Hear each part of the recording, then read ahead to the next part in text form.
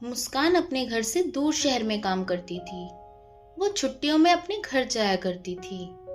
मुस्कान थोड़े नए विचारों वाली थी। वे पुराने रीति रिवाजों में विश्वास नहीं रखती थी। पितृपक्ष का समय चल रहा था और मुस्कान अपने घर छुट्टियों पर आई हुई थी। एक दिन वे सुबह उठी। उसने देखा उसके माता पिता घर में सुबह सुबह पूजा की तैयारी कर रहे थे। घर में पकवान बन रहे थे।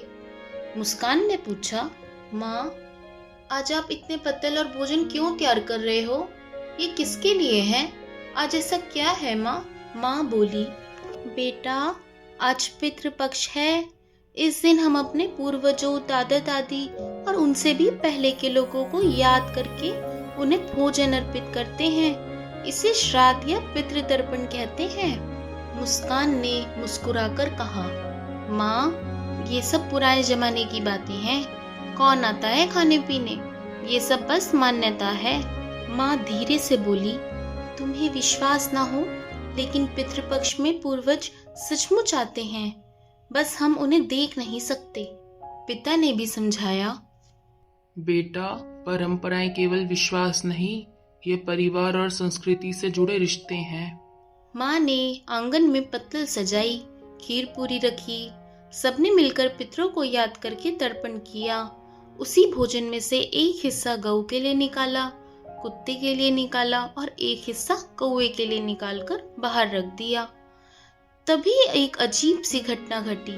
वैसे तो जल्दी से घर के आसपास कौवे दिखाई नहीं देते थे, पर उस दिन अचानक एक कौवा आया और पूरी का टुकड़ा उठाकर उड़ गया। जब ये दृश्य मुस्कान ने देखा तो वह चकित रह गई। तभी धीरे धीरे उसे विश्वास हो गया। माँ मुस्कुराई और बोली, यही तो संकेत है बेटा कि तुम्हारे दादाजी और हमारे पितृ आकर आशीर्वाद देकर चले गए हैं। बिल्कुल वैसे ही जैसे हम भगवान को भोग लगाते हैं। भगवान प्रत्यक्ष रूप से नहीं खाते, लेकिन उनका आशीर्वाद हमें मिलता है। उसी तरह पितरों को अर्पित किया गया भोजन पंछियों, गायों और जरूरतमंद लोगों को दिया जाता है। यही उनका आशीर्वाद पाने का तरीका है। मुस्कान की तो आंखें चमक उठी और बोली, ओह, मतलब जब हम दूसरों को खिलाते हैं तो हम अपने पितरों को याद करते हैं। माँ ने बोला, हाँ बेटा, बिल्कुल, और उनका आशीर्वाद हमें जीवन में सुख, समृद्धि और शांति देता है। सीख: श्राद्ध पितृ हमें यह सिखाता है कि सुख, समृद्धि और शांति के लिए अपने पितरों को याद करते रहना चाहिए।